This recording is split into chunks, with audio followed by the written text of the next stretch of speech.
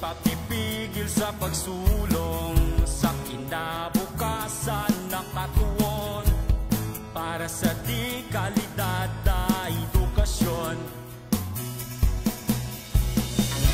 Balik eskwela na naman, isa puso ang kahandaan, handang isip, handa bukas, sa pagkakaisa ay may lakas. Ito na yung normal, online learning at modular.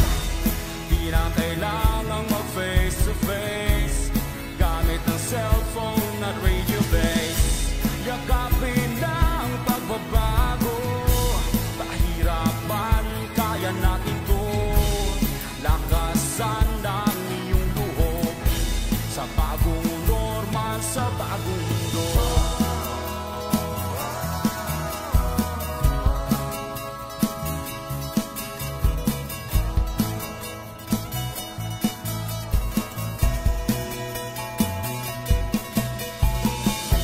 Muslim, Kristiyano, katutubo, isang hanggarin san patungo.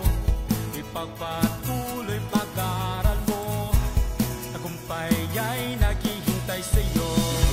Balik eskwela na naman, isa puso ang kahandaan, handang isip, handa bukas, sa pagkakaisa Ay may lakas, eto na yung normal, online learning at modular. Di na kailangang mag-face to face, gamit ng cellphone at radio base. Yakapin ang pagbabago, pahirapan, kaya natin to. Lakasan ang iyong luhog sa bagong normal, sa bagong isang mundo. alang-alang natin ang ating kaligtasan sa bawat oras at panahon, magpakailanman. Hangat palagi ng ating paaralan ang matuto, gayon din maging ligtas ang kabataan. Tayo ay magkaisa, halina't sama-sama, kasali lahat, kasama lahat, para sa lahat. Pilipinas, maghanda ka na, balik eskwela na, tara. Tayong lahat, sabay-sabay, Pagkakaisa ay may lakas, eto na yung normal, online learning at modular.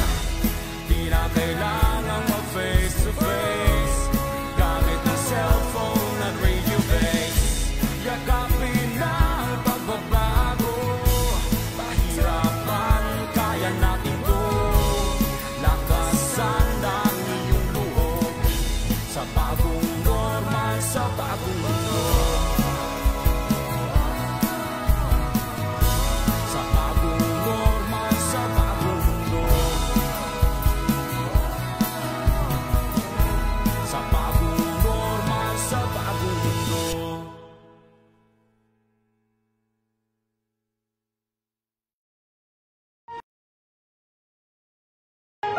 Narito ang mga balitang kailangang abangan sa DepEd Sarangani Insider. Kiamba National High School supports RBI program. 100% passing rate sa organic agriculture, nakamit ng New Canaan Integrated School. Estudyanteng may congenital heart disease sa Pangyan National High School, dinagsa ng tulong. Feeding program, lunas sa kahirapan ng ilang mag-aaral sa Kiamba. Silipin natin ang mga pagbabago sa Wali Integrated School. At alamin kung ano ang pinapangarap ng mga mag-aaral at magulang sa Adelina Tuardon Recto Elementary School. Yan at iba pang mga balita sa DepEd Sarangani Insider. Magandang hapon. Ngayon ay 11 ng Marso taong 2021.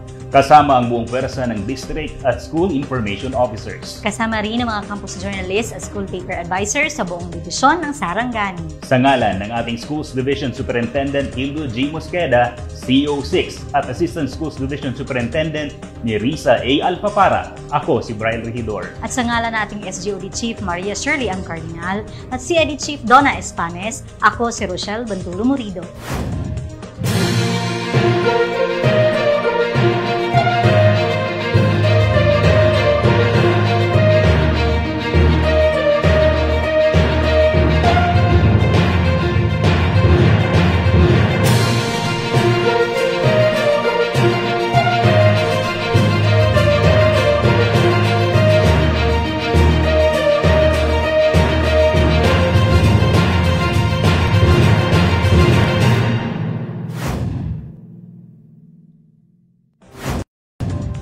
Ang taong panuruang 2020-2021 ay naging oportunidad para sa maraming mga guro na maging maparaan sa paghahatid ng karunungan sa mga mag-aaral. Iba't ibang learning delivery modalities ang ipinatupad sa mga paaralan at komunidad. Nakipagtulungan ang Kiamba National High School sa radyo natin Kiamba upang mabigyan ng pagkakataon ang mga guro na i-ere ang mga leksyon sa iba't ibang subject areas. Narito ang kwento mula kay Student Insider Florence de la Cruz. Kiamba National High School supports radio-based instruction. This has been the best practice since the modular learning for the school year 2020-2021 began. Adjusting to the new normal, Kiamba National High School teachers of both senior and junior high school have continued their dedication to the Department of Education's mission and vision. This is to give learning for the students' academic success.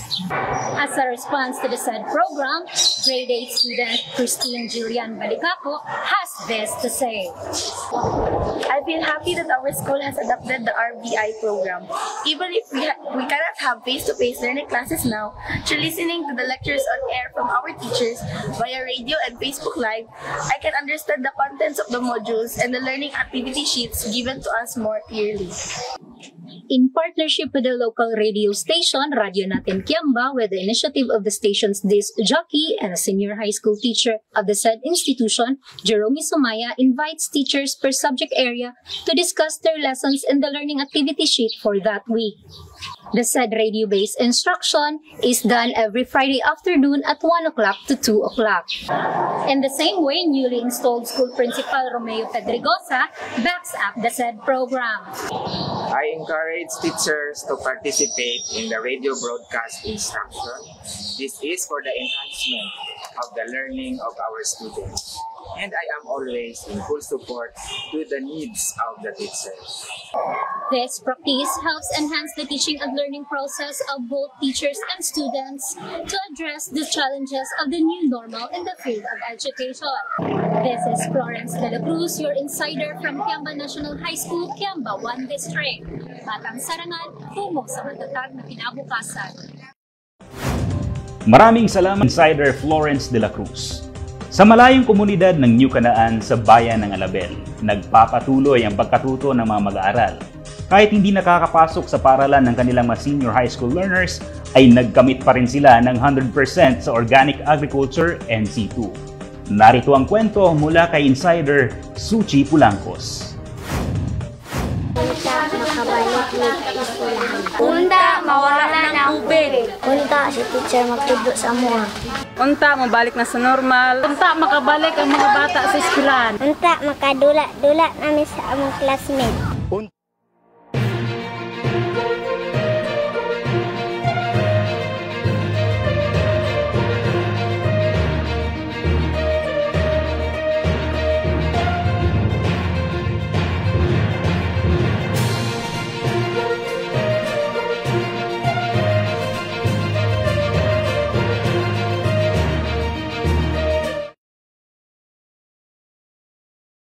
Maituturing na ang New Canaan Integrated School ay isa sa mga paaralan ng bayan ng Alabel na matatagpuan sa bulubunduking bahagi ng Barangay Pag-asa. Malayo man sa kabihasnan at hirap abutin ng teknolohiya, ngunit ang mga ito'y hindi naging hadlang sa kanilang mga mag-aaral, lalo na sa ika-12 baitang.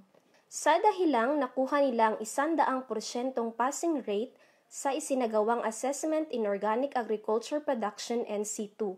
Sa loob ng 3 magkakasunod-sunod na taon, mula 2017 hanggang 2020 sa pamumuno ng kanilang punong guro na si Ginoong Alvin F. Labrador. Ito ay isa lamang sa mga tagumpay na nakamit ng nasabing paaralan. Ito ay isang patunay na ang mga mag-aral ay lubos ang pagkatuto at kaalaman sa teoryang ibinahagi ng kanilang guro para paghandaan ang panibagong yugto ng kanilang buhay. At ito ay isang adhikain ng paaralan na mabigyan ng dekalidad na edukasyon ang bawat kabataan. Amidst the scarcity of materials and equipment, the school and the teachers are maximizing all available resources in order to provide our grade 12 students with competitive trainings and skills. As the school head, I believe that the achievements of our grade 12 students in organic agriculture NC2 assessments for the past 3 consecutive years would benefit them, especially that the main source of income in the community is farming. Bilang paghahanda sa paparating na assessment sa mga mag-aaral ng ika-12 baitang, hinikayat ni Ginoong Noel V. Danuata ang guro sa nasabing asignatura na gumawa ng vegetable garden at livestock sa kanilang komunidad para aktwal na masagawa ng mga mag-aaral ang kanilang natutunan. At ito ay isa na ring tugon upang malabanan ang kahirapan na dala ng pandemyang kinakaharap natin ngayon. Upang maisakatuparan ang nasabing proyekto, namahagi na rin ng mga materyales ang nasabing paaralan bilang suporta sa mga mag-aaral. Ang New Canaan Integrated School nag-provide ng modules for our learners sa senior high school. Then, nag-provide din kami ng materials for vegetable production. Ang grade 12 natin ay nagkakaroon sila ng community garden kung saan doon nila ina-apply ang lahat ng natutunan nila doon sa mga modules na provide namin. Then, in preparation also for their assessment. Then, ito naman makakatulong sa kanila, especially during this pandemic. Pwede nila ibenta yung mga gulay na na-harvest nila at yung mga livestock production na kanilang napoproduce. Ayon pa sa isang aktibong magulang na si Ginoong Loreto Pango, maganda ang naging performance ng mga mag-aaral at malaking tulong para sa kanila ang nasabing proyekto. Isip usa ka ginikanan dinhi sa New Canaan Integrated School, kauban sa mo ang principal, gipanguluhan ni Sir Alvin Labrador. Kami nagkahiusa nga naghimo og programa dinhi sa komunidad, mahimo og garden sama sa gulayan aron sa tuyo nga maingkaman o makakaton ang among mga batan, especially sa mga grade 12, para magamit nila sa ilang assessment o maingkaman pod nila sa makarong panahon na nata sa pandemic. So dako kayo ni ikatabang para sa mo ang mga kabataan nga nag-eskwela din sa New Canaan Integrated School. Tunay ngang magiging posible ang lahat ng bagay kapag may kagustuhan at pagtutulungan. Ang mga magulang, guro at komunidad ay may ginagampanang mahalagang papel sa paglinang ng talento at husay ng ating mga kabataan. Anumang pagsubok gaya ng pandemya, ito ay ating mapagtatagumpayan. Mula rito sa New Canaan Integrated School, ako ang inyong insider, Zuchi Polancos. Batang sarangan, tungo sa matatag na kinabukasan. Maraming salamat, Insider Zuchi Polancos. Abangan sa ating pagbabalik. Estudyanteng may congenital heart disease ng Pangyan National High School dinagsa ng tulong. Feeding program, lunas sa kahirapan ng ilang mag-aaral sa Kiamba.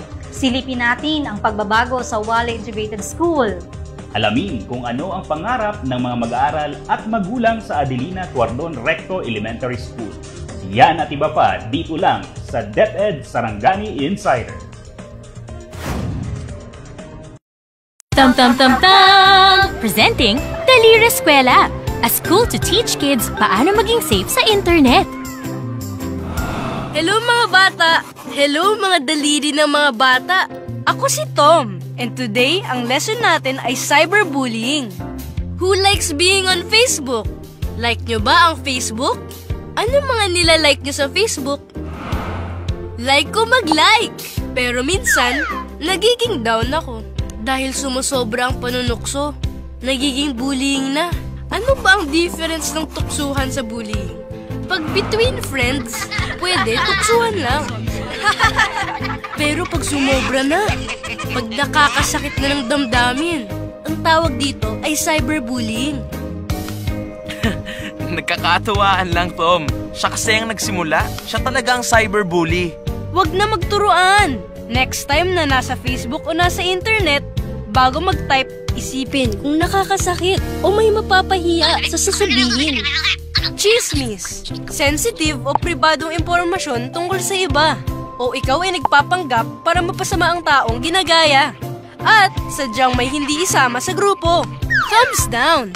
Basta nakakasakit ng damdamin, cyberbullying ito. Cyberbully kayo? Ipopost ko nga yun! Huwag ganyan, Tom. Pag ginawa mo yan, bully ka rin. So anong dapat kong gawin? To stop bullying, remember, stop B. S. Screenshot the message para may proof pag sinumbong sa teachers or magulang. T. Tumigil mag-reply sa pangbubuli. O. Open up. Mag-open up o kausapin ng mga magulang o sino mang nakakatanda na pinagkakatiwalaan mo. P. Private. Ilagay sa private ang settings ng Facebook para hindi lahat makakakita. B. Block the bully online. Oh, mga bata! How do you stop bullying? Stop B. Mga bata, laging maging handa laban sa cyberbullying. Pwede itong mangyari sa emails or instant messages, text messages, web pages or blogs, chat rooms, Facebook, Twitter, at mga social media sites. Agree! Naintindihan niyo ba, mga bata? Pwedeng magtawanan. Huwag lang magsakitan ng damdamin. Like ko na ulit kayo! Like ko na ulit mag-internet at ang cyberbullying? Thumbs down! Sa Dali Eskwela, learn how to be cyber safe. Wait!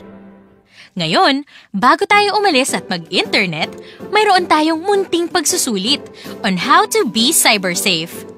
Let's put our learnings to the test. Ano ang pinagkaiba ng tuksuhan sa bullying?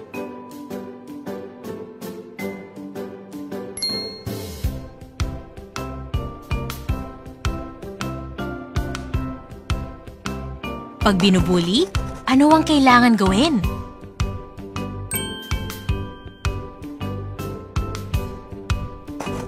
Ano ang ibig sabihin ng Stop B?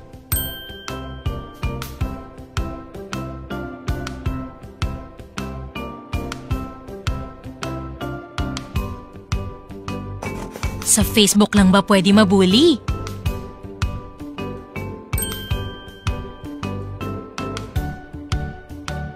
Ang bullying ay pag nakakasakit ng damdamin. True or false?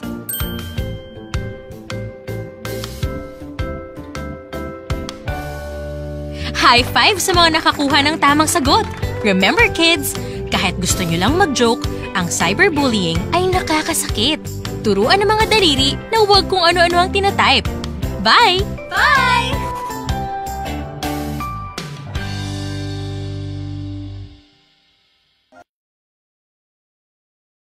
Babalang DepEd Sarangani Insider.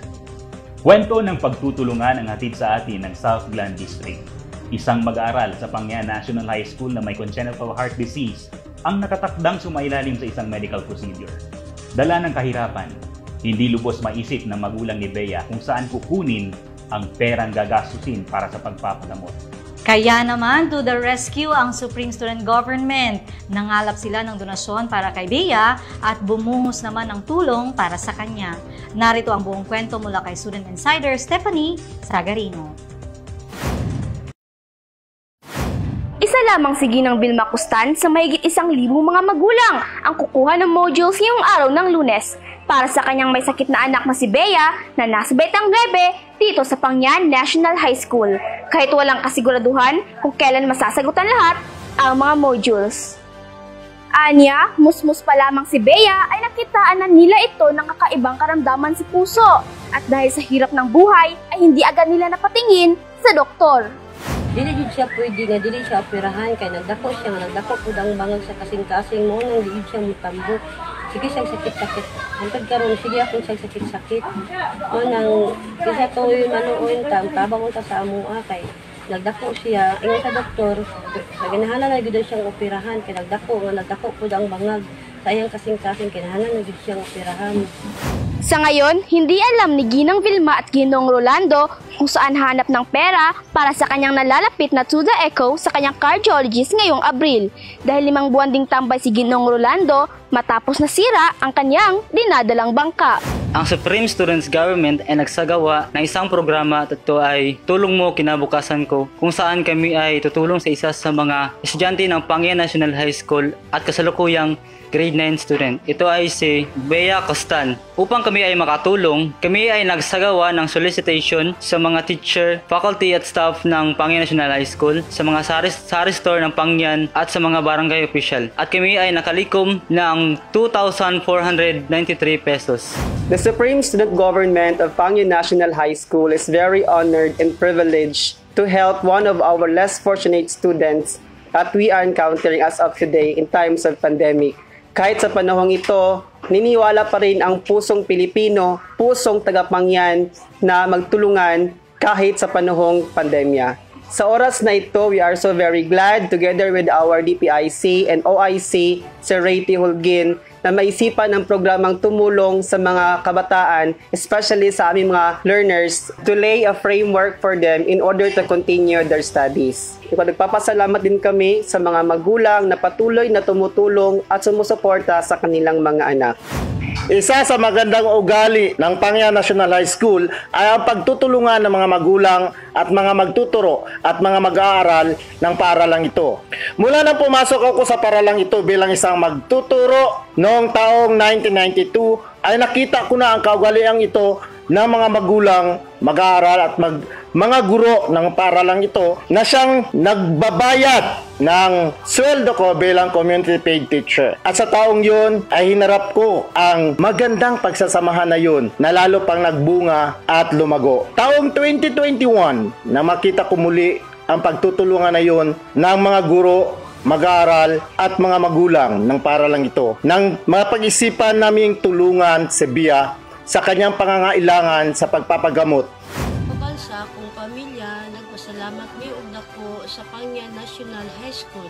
Labi na kang Sir Pamat, Jober, Sidrumi, labi na sa SSG, tungod maoy nang ninguha aron maka dugang sa among kalastusan diri sa Jinsan aron i-process ang tanang papers aron maka libre mi sa operasyon ni Bea dito sa Davao. May pandemya man o wala, ang pagtutulungan ay masigit na kailangan. Ngayon sa bagong normal, ang kalusugan at edukasyon ang dapat magkatuwang. Ito ang kwento mula dito sa Panguian National High School, Southland District. Ako ay yung insider, Stephanie D. Sagarino, kasama si Ginoong Jover Sidrome at sina Irene Laguda, Cesar Friends Villa at Rojan Friolino. Sa likod ng kamera, Batang Sarangan, tungo sa matatag na kinabukasan. Prioridad ng DepEd ang kalusugan ng mga mag-aaral. Ngayong may pandemya, mas nabigyang pansin ang kahalagahan ng kalusugan. Kaya pinagsisikapan pa rin ng mga paaralan na ipagpatuloy ang school-based feeding program. Alamin natin kung paano ito isinasagawa sa Kiamba Central Elementary School SPED Center mula kay Insider Irma Alire. Dula sa kahirapan ng ilang mag-aaral na apektado ng pandemya, ang feeding program ng Kiamba Central School SPED Center. Naranasan ng ilan nating kababayan ang hirap sa pagsisimula ng pandemya noong Marso 2020. Kabi-kabilang tulong ang ibinigay ng gobyerno. Isa na rito ang feeding program para sa mga severely wasted at mga mag-aaral sa kindergarten. Nagsimula ang pamamahagi ng nutritious food products noong December 14, 2020. Si Kiamba Central School SPED Center Coordinator Alinor J. Foster ang magpapatunay nito. Ang Kiamba Central School SPED Center ay nakatanggap ng kabuuang 466,872 na budget para sa 162 learners bilang beneficiaries ng school-based feeding program mula sa kinder to grade 6 na wasted at severely wasted na mga mag-aaral. Kabilang din ang mahigit 261 na mag-aaral mula sa kindergarten, humigit kumulang sa 400 na mga mag-aaral ang nakatanggap ng nutritious food products sa loob ng 60 araw. Maliban sa nutritious food products, ang 162 beneficiaries ay nakatanggap din ng sariwang gatas sa loob ng 20 araw. Tulong-tulong sa paghahanda bawat linggo ang mga guro ng Kiamba Central School SPED Center. Ang mga nasabing guro ang namahagi ng nutritious food products at gatas sa mga mag-aaral. Naging positibo ang resulta ng programang ito sa mga mag-aaral at magulang. Bilang tugon sa naturang programa, mapapanayam natin ang isang magulang. Akong kaingon sa feeding, nagpasalamat lang ko nga nakadawat ni sa ako pong anak na maayo yun Ginoo nga nakadawat sila kay pasalamat ko kay aron makakuan sa ilahang paglawat. Mao lang to akong kuan ma'am. Salamat sa feeding. Nagtapos ang feeding program ng Kiamba Central School SPED Center noong 5 ng Marso. Ito si Irma B. Alere, insider mula sa Kiamba Central School SPED Center, Kiamba 1 District. Batang sarangan tungo sa matatag na kinabukasan. Maraming salamat, Insider Irma Alire. Sa Wali Integrated School sa East Maitum District, tuloy ang mga pagbabagong pisikal. Mga proyektong nagkakahalaga ng mahigit 11 milyong piso ang kasalukuyang ginagawa roon. Silipin natin ang mga pagbabagong ito mula kay Student Insider Rhea Fe Marquez. Isa sa 10 karapatan ng bawat batang Pilipino ay ang mabigyan ng sapat na edukasyon. Kabilang sa pagbibigay ng sapat na edukasyon ay ang pagkakaroon ng maayos at komportabling silid-aralan at pasilidad na maaaring magamit ng mga bata, lalong-lalo na sa pag-aaral at sa paglinang ng kanilang kakayahan. Sa panahon ng pandemyang ito, kasabay ng hindi pagpapatupad ng face-to-face ay ang pagbubukas naman ng pagkakataon upang maisakatuparan ang mga proyekto na ipinagkaloob ng iba't ibang sektor ng ating pamahalaan para sa Wali Integrated School. Una sa mga proyektong ipinagkaloob ay ang pinakaasam-asam na Barangay Covered Court. Ito ay nagkakahalaga ng 4 na milyong piso mula sa Department of Public Works and Highways na kasalukuyan nang ipinapatayo sa loob ng Wali IS Campus, katuwang ang Barangay Local Government Unit. Narito po ang pahayag ng ating punong barangay, Ginang Adina M. Ramirez. Taos puso ang aming pasasalamat sa ating mahal na Senador Manny Pacquiao kasama si Mayor Alexander Brian Biriganit na sa wakas ay nasimulan na ang proyektong ito. Ang pagpapagawa ng Barangay Covered Court na sa isa pinakamalaking proyekto na nahawakan sa loob ng aking panunungkulan. Sa katunayan, ang buong konseho ng Barangay Wali mula pa sa pagmamaterial ng resolusyon taong 2019 pa, ngunit alam naman natin na sa pananalasan ng COVID-19 medyo naantala. Gayon pa man, sa tulong ng Puong May Kapal, patuloy pa rin ang ating pagsisikap na maipagpapatuloy ang ating paglilingkod sa ating nasasakupan, lalong-lalo na sa mga mag-aaral ng Wali Integrated School. Muli, maraming salamat po. Ito po ang inyong lingkod, Kapitan Adina M. Ramirez. Sa kabilang banda naman, 4 nugasali sa nasabing paralan ang kasalukuyang sumasailalim sa magandang pagbabago. Ang RP Bayanihan Building na itinayo pa noong 1994 ay sumasailalim sa ika-nga major repair. Mula sa dati nitong anyo, tanging ang dingding ang naiwan na lamang at kasalukuyang binabago na ang lahat. Mula sa sahig, bintana, pintuan hanggang sa kisame at bubong ay isinasaayos upang mas lalo pa itong maging maganda, matibay at magamit ng ilang pang mga taon ng mga mag-aaral. Ang 2 Kalay Seeds Building naman ay kabilang din sa isinasaayos. Bagamat kisame at bubong ang prioridad nilang ayusin, kasali na rin ang pagkukumpuni sa bintana at pintuan nito. Malalagyan din ng tiles ang sahig nito at mabibiyayaan ng iba pang pasilidad tulad ng wall fan, bagong pisara at bagong ilaw. Sa aking kaliwa ay makikita ninyo ang DepEd Building na kasali rin sa proyektong ito. Ito ay tinayo noong 1998 at hindi na natapos mula noon. Bagamat hindi ito gaanong kaaya-aya, pinagtulungan itong mapaganda at maiayos upang maging silid-aralan ng high school students sapagkat kulang na kulang ang classrooms para sa mga high school. Sa ginagawang pagsasaayos nito, inaasahan na maging maganda at komportable ang mga mag-aaral sa pagbabalik ng face-to-face. Sa kabuuan, umaabot ito ng 7 milyong piso para sa 4 na gusaling ito. Lahat ito ay funded ng Department of Education sa ilalim ng Dibisyon ng Sarangani. Atin pong mapapakinggan ang payag ng punong guro ng Wali IS, Sir Ariel L. Napila. Lubos ang aming pasasalamat sa ating ahensya sa pag-aproba ng aming kahilingan para sa repair ng aming mga school building. Kaya tagal din namin itong hinintay. Sa wakas, nasimulan na talaga ang pagsasaayos. Naniniwala ako na ang proyektong ito ay pinagkaloob upang matugunan ang dekalidad na edukasyon para sa mag-aaral ng Wali Integrated School. Ito ay makakatulong upang maging komportable ang ating mag-aaral sa kanilang pag-aaral. Ito din ang maging inspirasyon ng ating mga guro sa pagganap ng kanilang tungkulin sa paghahatid ng edukasyon. Naisakatuparan din ang pagpapatayo ng School Learning Resource Center sa pagtutulungan ng School Governing Council, Parents, Teachers Association, Alumni Association at mga mag-aaral sa paglikom ng pera na nagkakahalaga ng 70,000 piso at 20,000 piso mula sa Save the Children. Sa kabuuan, umabot ito ng 70,000 piso para sa konstruksyon at sa mga pasilidad nito. Narito po ang pahayag ng ating SGC Chairman, Sir Ramon Riazonda. Bilang chairman ng SGC dito sa Wali Integrated School, lubos ang aking kagalakan sa mga pagbabagong nagaganap dito sa Wali. Sa kabila ng COVID-19 pandemic, patuloy pa rin ang development para sa mga mag-aaral. Saludo po ako sa tandem ng LGU, BLGU, DPWH, DepEd para sa pagpapatuloy ng mga proyektong ito. Mula sa kinatatayan ko ngayon, pagkatapos ng 150 araw at sa muling pagbabalik ng mga mag-aaral sa paralang ito para sa face-to-face ay kanilang masisilayan ang bagong mukha ng Wali Integrated School.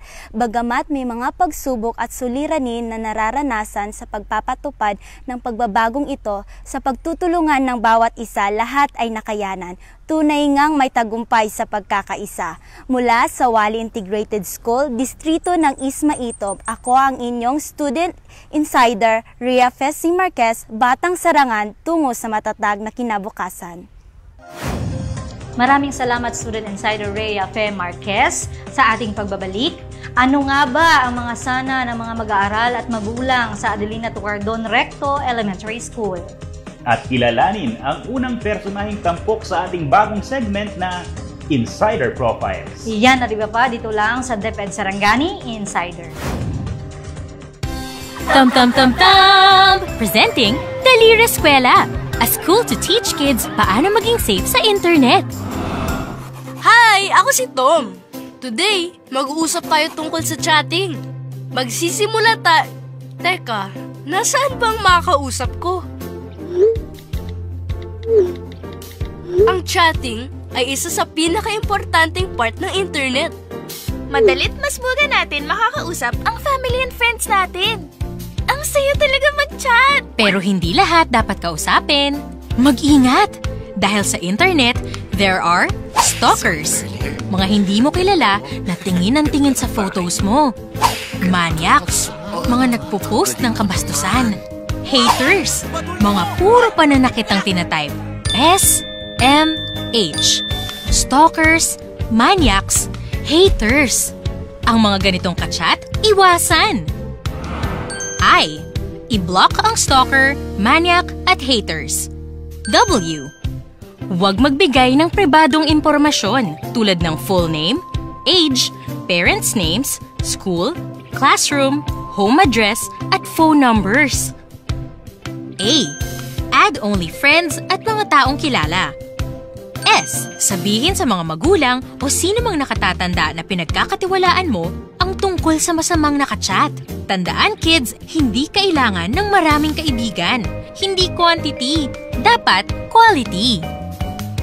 Uwi ka na, may adobo. Sa Dalira Eskwela, learn how to be cyber safe. Wait! Ngayon, bago tayo umalis at mag-chat with friends, meron tayong munting pagsusulit on how to be cyber safe. May ipapakita kaming information. Wave your fingers to say no if maling pag-chat ito and point to the screen if tama. Mag-add ng madaming friends online kahit hindi kilala. Mag-send ng memes o quotes sa kilalang kaibigan. Tuloy makipag-usap kahit bastos at puro hate na ang chat. Magbigay ng sensitive o pribadong impormasyon tungkol sa sarili. I-block ang stalkers, maniacs, at haters. High five sa mga nakakuha ng tamang sagot! Thumbs up! Tandaan mga bata, turuan ng mga daliri na huwag kung sino-sino ang kachat. So you can be cyber safe. Bye! Bye!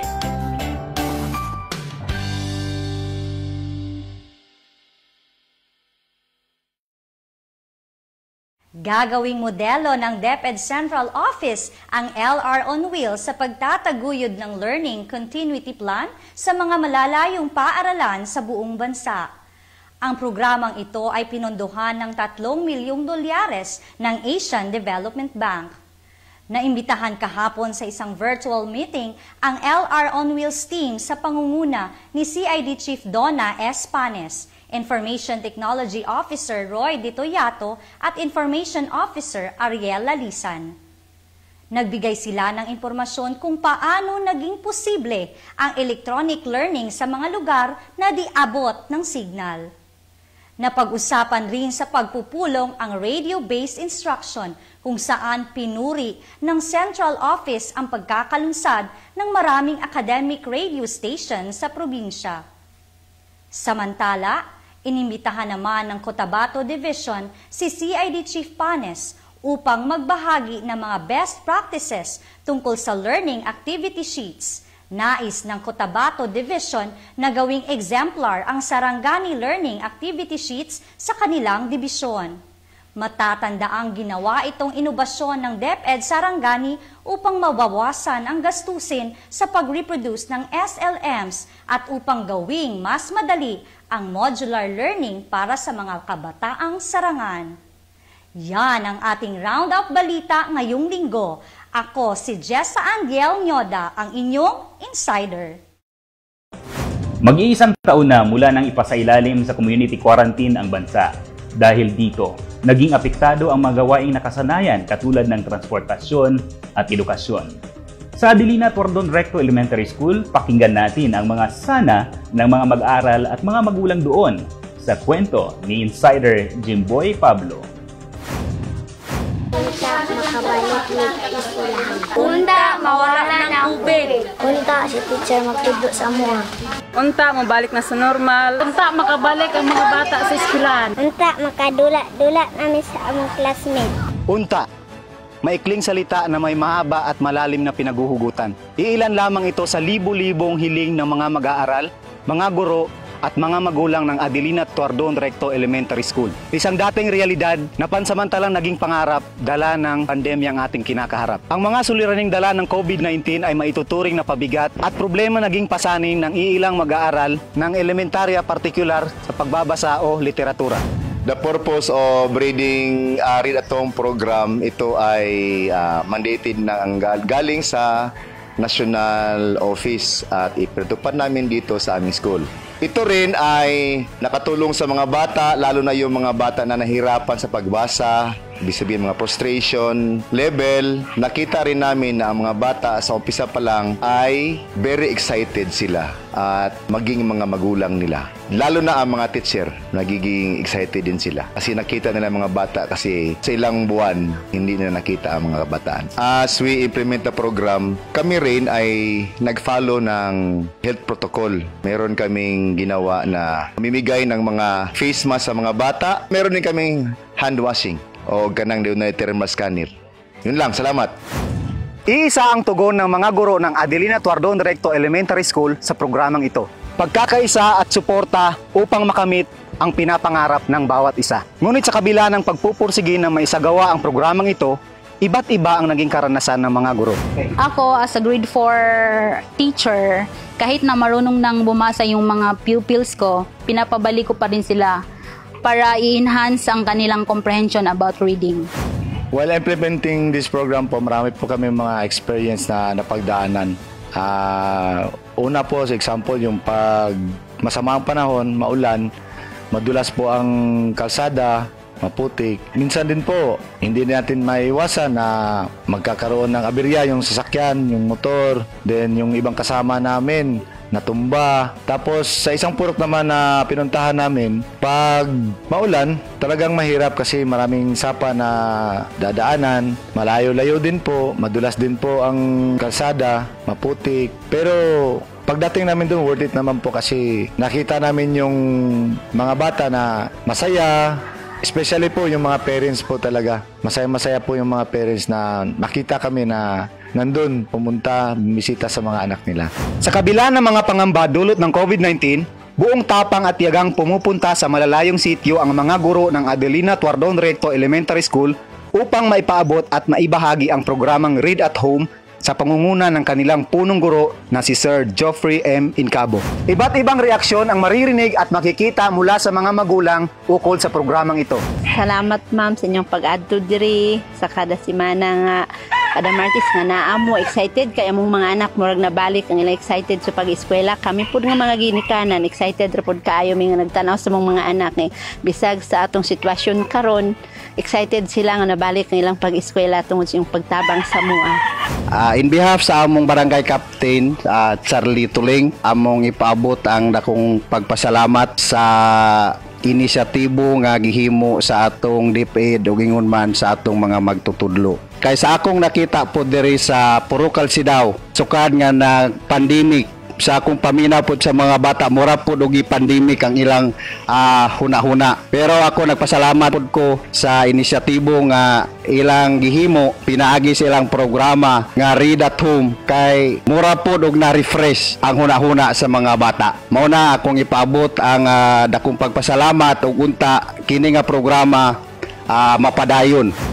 Anumang pagsubok may dahilan. Lahat ng problema kayang solusyonan. At yan ang kwento mula dito sa Adelina Tuardon Recto Elementary School, South Glan District. Ako ang inyong insider, Jimboy Pablo. Kasali lahat, kasama lahat, para sa lahat. Gumagawa ng pangalan ang probinsya ng Sarangani sa iba't ibang larangan. Sa Insider Profile, mas makikilala natin ang iba't ibang tao sa likod ng mga nakaka-inspire na istorya. Ngayong hapon, tampok sa ating bagong segment, ang kauna-unahang National Federation Vice President ng Supreme Student Government mula sa GLAN. Kung sino siya, panoorin natin to. Sentro ng paglilinang ang paaralan at bagamat ang ating mga kabataan ay nakasentro sa pag-aaral, may mga bata talagang may husay at galing pagdating sa leadership at management. Ngayong araw, kilalanin natin ang Vice President of the National Federation ng Supreme Student Government, ang pride ng GLAN, French Bandong. Sige French, kasi ikaw yung unang i-feature natin dito sa segment natin. May mga 10 katanungan lamang ako na kailangan mong sagutin. So French, ikaw yung na-elect as Vice President, kauna-unahang Vice President no, na galing sa Sarangani. Ano yung pakiramdam mo at ano ba yung proseso sa pagpili sa inyo? Yeah, siguro until now ma'am, hindi ko pa rin like nagsisink in pa rin kasi bago lang na yung election. And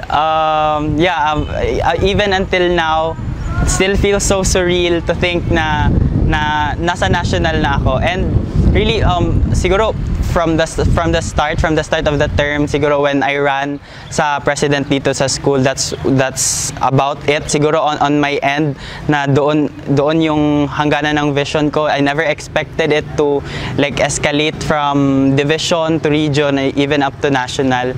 And yun, I guess the process was also very very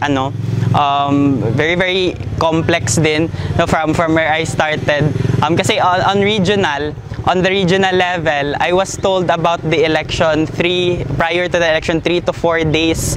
So medyo hindi ako prepared that time. Tapos the night before that din, I was told na may mga magprepare ng like accomplishment reports and through a video, parang sort of political ad to play during the election.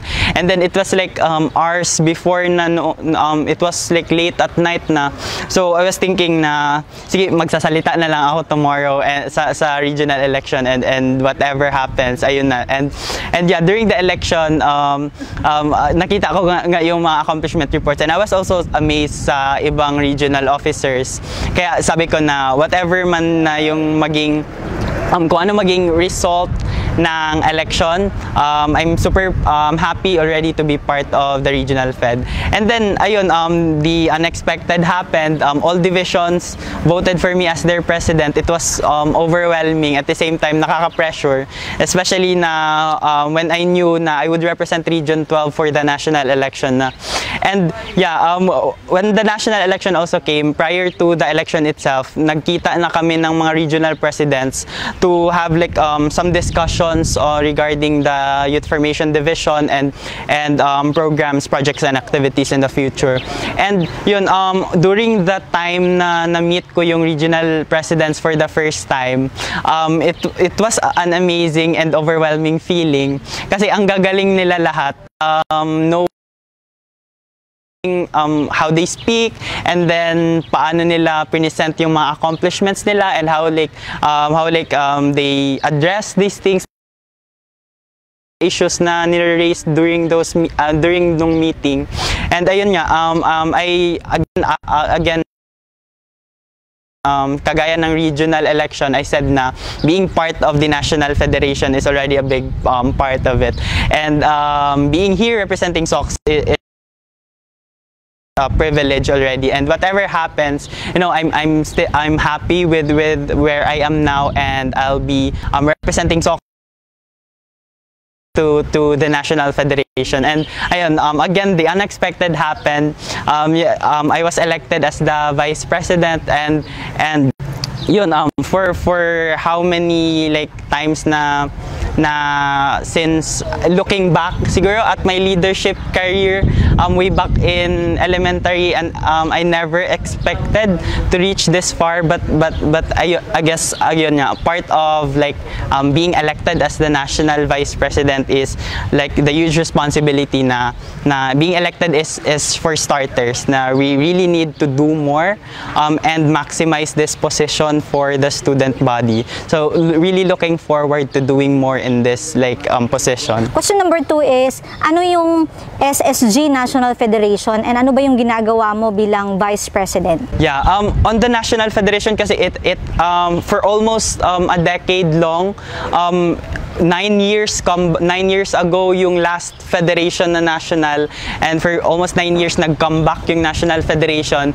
and we're so in the middle of the pandemic pa, so we're mixed emotions, but mostly we're super excited and optimistic to like start again the National Federation.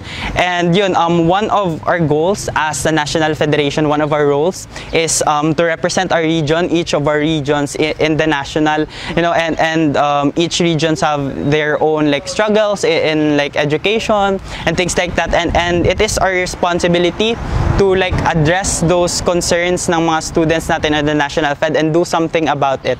And yun, on this term we're really looking forward. First is to making a manual for the student government that will like encapsulate the things na you will do from the first day of your term until the last day, and yun, and all the necessary things that needs to be done, like yung mga financial and yung finance ninyo, how do you handle your finance, and how do you account it, also like yung mga resolutions natin, how do we do that, yun. So we're really looking forward to developing a student government manual para it would become easier for the next generations of student governments in the Philippines to also do their job, because ang job description nila is may manual na sila na mabibase.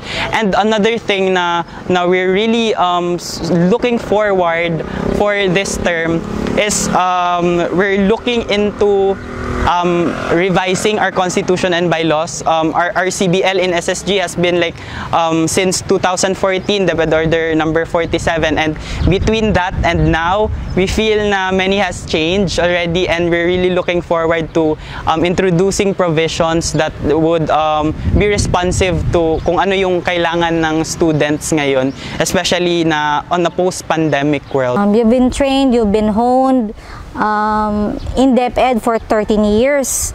ano kayang aspeto sa Department of Education ang gusto mong ma-improve pa? Siguro, let's start with saying na cliche as it sounds, no, lahat naman is may room for improvements really.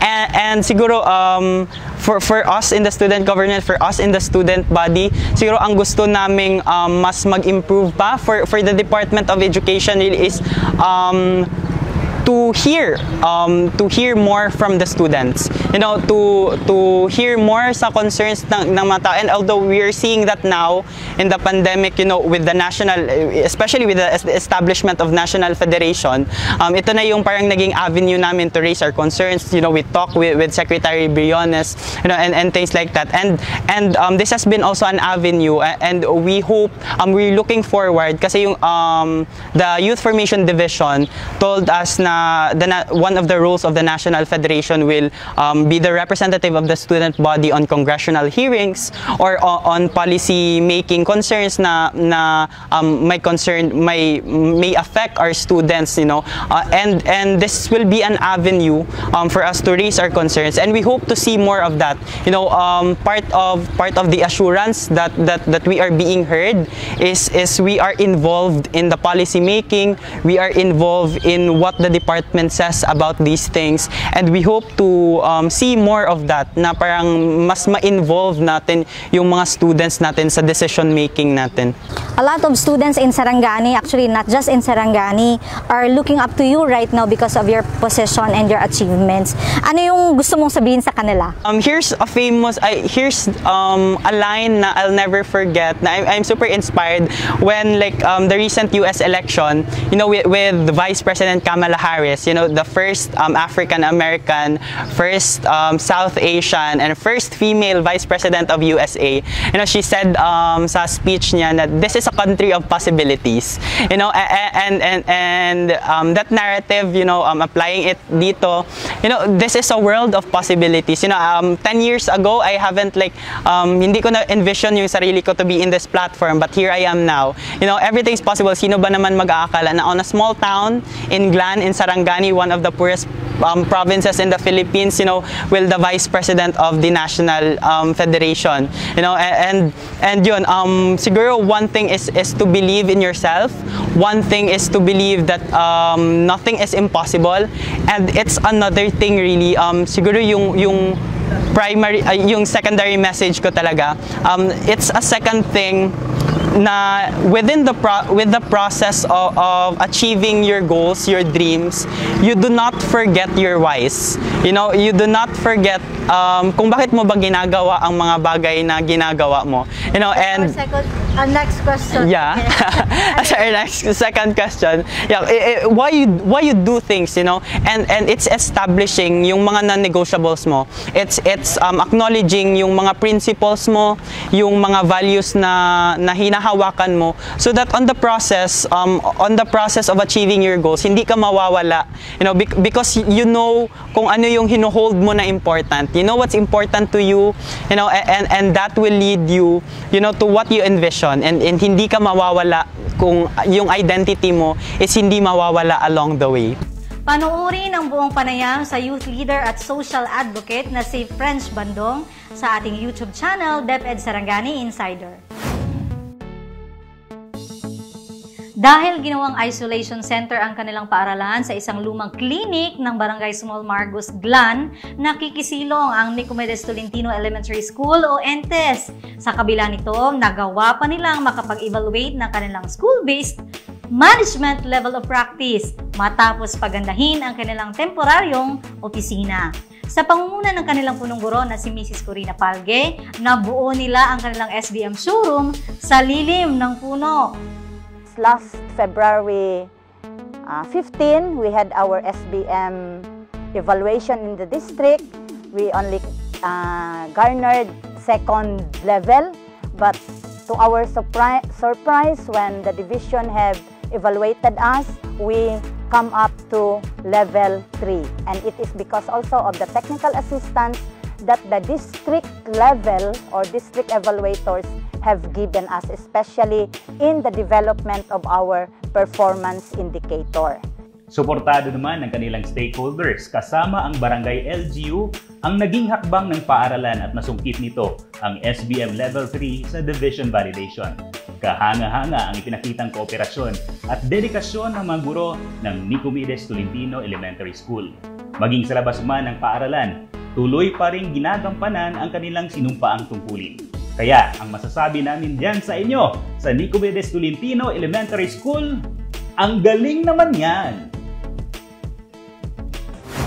Sir Bral, kamusta naman ang unang pagsabak mo dito sa DepEd Sarangani Insider? Of course, Ma'am Rochelle, it has been an honor and a privilege na makabilang sa pamilya ng DepEd Sarangani Insider. At maraming salamat sa ating Division Information Officer, Sir Ariel Alisan, para sa isang napakalaking oportunidad na to. Oo, bising-busy ngayon ang ating Division Information Officer para sa pagpapalaganap ng ating LRO bills. At balita ko, we are making noise sa central office because of that particular program and project. Yes.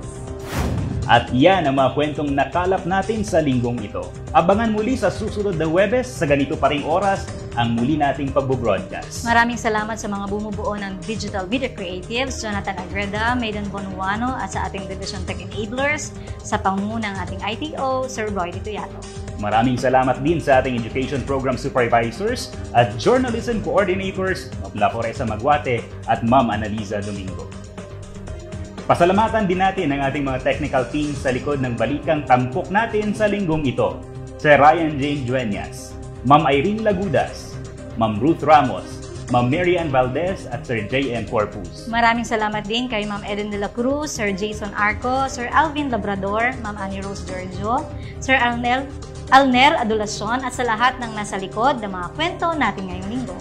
Manatiling updated sa lahat ng kaganapan sa dibisyon ng Sarangani sa pamamagitan ng ating DepEd Tayo Sarangani Facebook page at ang ating website, depedsarangani.info. At mag-text o tumawag sa ating hotline na naka-flash sa inyong TV screens. At ngayon, maaari na din ninyong balikan ang mga kwentong naitampok natin dito sa DepEd Sarangani Insider sa ating YouTube channel. Para sa mga magulang, kung kayo ay may mga katanungan, huwag mag-atubiling lumapit sa mga Learning Help Desk sa pinakamalapit na paaralan sa inyong lugar. Sa muli, sa ngalan ng pamunuan ng Dibisyon ng Sarangani, ako si Brian Ridor. At ako si Rochelle Bantulo Morido at ito ang DepEd Sarangani Insider.